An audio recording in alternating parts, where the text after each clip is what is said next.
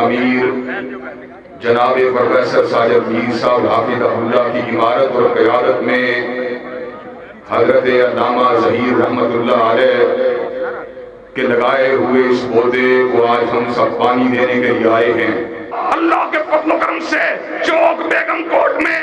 صحابہ کے دشمنوں کو للکار کر اور ان کی آنکھوں میں آنکھیں ڈال کر اس بات کا اعلان کر دینا چاہتا ہوں، جب تک اہل سنت اور اہل الحدیث کا ایک فرزند بھی زندہ ہے، عظمت صحابہ کے ڈنکے بجتے رہیں گے، صدیق کی صداقت کے نعرے لگتے رہیں گے، فاروق کی عدالت کے ڈنکے بجتے رہیں گے۔ شان صحابہ، عظمت صحابہ، رفعت صحابہ، علامہ ابتسام الہی ظہیر صاحب، مرکزی جمعیت اہل حدیث پاکستان۔ لاہور کے ایک بڑے شادی حال مغل اعظم کے اندر ایک پروگرام ہوا جس کے اندر شیعہ احباب بھی موجود تھے اور آپ کا یہ گناہگار بیٹا بھی موجود تھا۔ مولانا ریاض حسین نجفی شیعہ مکتب فکر کی نمائندگی کر رہے تھے۔ انہوں نے اس موقع پہ یہ بات کہی، ہمارا دستور یہ ہے، ہم حضور علیہ السلام کے گھر کی بات کرتے ہیں، چنانچہ گھر کی گواہی یاروں کے مقابلے میں اعلیٰ ہوتی ہے۔ حضرات گرامی قدر پنجاب یونیورسٹی کے طالب علموں نے ایسے عالم کے اندر مولانا کی بات کو سن کے کلیپنگ کی۔ حضرات گرامی قدر مجھے مائک کو تھمایا گیا،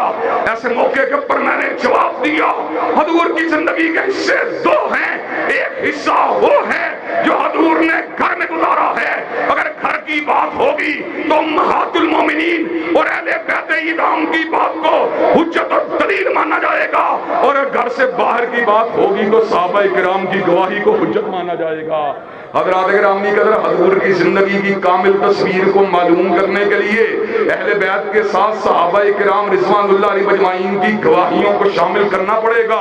اگر آپ ان کی گواہیوں کو شامل نہیں کریں گے، حضور علیہ السلام کی سیرت و کردار کا مکمل تصور ہمارے سامنے اجاگر نہیں ہو سکتا۔ حضرات گرامی قدر یہی وجہ ہے کہ اللہ تبارک و تعالیٰ کے فضل و کرم سے اہل حدیث نے جب بھی بات کی ہے، تولا کی بات کی ہے، اہل حدیث تبرئی نہیں ہو سکتا۔ حضرت علامہ شہید نے اسی چوک میں کھڑے ہو کر کہا تھا، وہ ہمارا منہج کیا ہے، صدیق ہو تب بھی تولا، فاروق ہو تب بھی تولا، ذی النورین ہو تب بھی تولا، حیدر کرار ہو تب بھی تولا، حسنین کریمین ہو تب بھی تولا، معاویہ بن ابی سفیان ہو تب بھی تولا۔ اللہ کے فضل و کرم سے چوک میں عالم کیا ہے، قلب مصطفیٰ کے مصفح ہونے کا عالم کیا ہے، اور قلب مصطفیٰ کی طہارت کا عالم کیا ہے، اور تزکیے کا عالم کیا ہے کہ اللہ نے اپنے کلام کو حضرت رسول اللہ صلی اللہ علیہ وسلم کے سینہ مبارک کے اوپر اتار دیا۔ قرآن فصیح بھی تھا، بلیغ بھی تھا،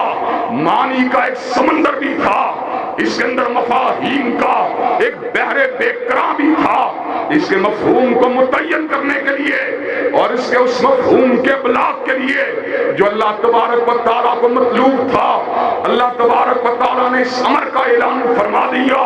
وَأَنزَلْنَا إِلَيْكَ الذِّكْرَ لِتُبَيِّنَ لِلنَّاسِ مَا نُزِّلَ إِلَيْهِمْ۔ ہم نے حضور کے قلب اطہر پر قرآن کو اس لیے اتارا تاکہ آپ لوگوں کو بیان کریں جو ان کے لیے اتارا گیا۔ حضرات گرامی قدر چنانچہ حضور کا چلنا، حضور کا بیٹھنا،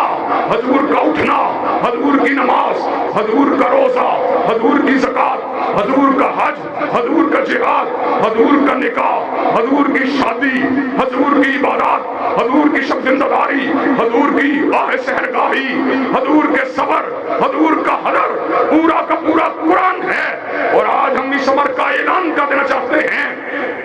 روئے زمین کے اوپر جتنے گروہ ہیں، اگر شیعہ ہوں وہ اپنے 12 اماموں کو قرآن ناطق مانتے ہیں، احناف ہوں وہ علماء احناف کی شرح کو قرآن کے مسائل کے اندر حرف آخر مانتے ہیں، مرزائی غلام احمد قادیانی کو قرآن ناطق مانتے ہیں، آگاہانی پرنس کریم آگاہان کو قرآن ناطق مانتے ہیں، لیکن اللہ تعالیٰ کے فضل و کرم سے اپنے امیر کی سرپرستی میں اس امر کا اعلان کرنے والا ہوں، روئے زمین کے اوپر آل الحدیث قرآن ناطق اگر مانتا ہے تو حسنین کے نانا کی ذات کو مانتا ہے، فاطمہ کے بابا کی ذات کو مانتا ہے۔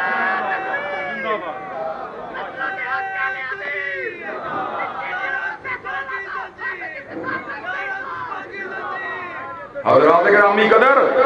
اب میں آپ کے سامنے اگلی بات کو آگے بڑھانا چاہتا ہوں، جہاں پہ محل نزاع ہے، جہاں پر محل اختلاف ہے، اور انشاءاللہ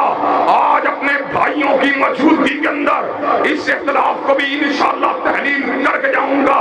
حضرات گرامی قدر، میرا جی کرتا ہے مجھے حضور علیہ السلام کی نماز کی خبر ہونی چاہیے۔ جب میں نماز کی خبر کو معلوم کرنے کی کوشش کرتا ہوں تو مجھے عبداللہ ابن عمر حضور کی نماز کو دیکھتا ہوا نظر آتا ہے۔ جب میں حضور کی نماز کو سمجھنے کی کوشش کرتا ہوں تو مجھ کو مالک ابن حویرث حضور کی نماز کو کرتا ہوا دیکھتا ہوا نظر آتا ہے۔ جب میں حضور کی نماز کے بارے میں خبر کو حاصل کرنے کی کوشش کرتا ہوں، مجھ کو وائل ابن حجر حضور کی نماز کی گواہی دیتا ہوا نظر آتا ہے۔ حضرات گرامی قدر، میرا جی کرتا ہے میں حضور کے اپنے نواسوں کے ساتھ پیار کو دیکھوں تو مجھ کو حسن حسین دوست رسول کے سوار نظر آتے ہیں۔ حضرات گرامی قدر، میرا جی چاہتا ہے کہ میں حضور کی حلوت کی بات کو معلوم کروں۔ مجھے امی عائشہ حضور کی حلوت کی بات کو بتلاتی ہوئی نظر آتی ہے۔ میرا جی چاہتا ہے میں غار ثور کی تنہائیوں کے اندر حضور کے حالات کی خبر معلوم کروں۔ مجھے صدیق جو ہے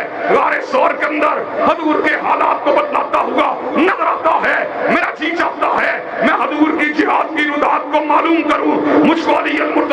حضور کے ساتھ تلوار کو چلاتا ہوا نظر آتا ہے۔ اور مجھے یہ بات بتلاؤ، اگر میں حضور کے صحابہ کو نہ مانوں، اگر میں امی عائشہ کو نہ مانوں، اگر میں ابو ہریرہ کو نہ مانوں، اگر میں انس بن مالک کو نہ مانوں، اگر میں ابو سعید الخدری کو نہ مانوں، اگر میں جابر ابن عبداللہ کو نہ مانوں، اگر میں عبداللہ ابن عمر کو نہ مانوں، اگر میں عبداللہ ابن عباس کو نہ مانوں، اگر میں عبداللہ ابن عمر بن العاص کو نہ مانوں، تو مجھے بتلاؤ میں حضور کی سیرت کو کہاں سے دیکھوں گا؟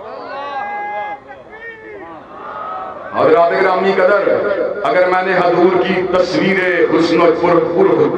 تصویر پر جمال اور پر جلال کو دیکھنا ہے تو مجھے صحابہ کی نگاہوں کی ضرورت ہے، ان کی گواہیوں کی ضرورت ہے، ان کے اقوال کی ضرورت ہے، ان کی شہادت بینات کی ضرورت ہے۔ حضرات گرامی قدر، آج سے کچھ سال قبل سماعت ٹی وی کے زیر اہتمام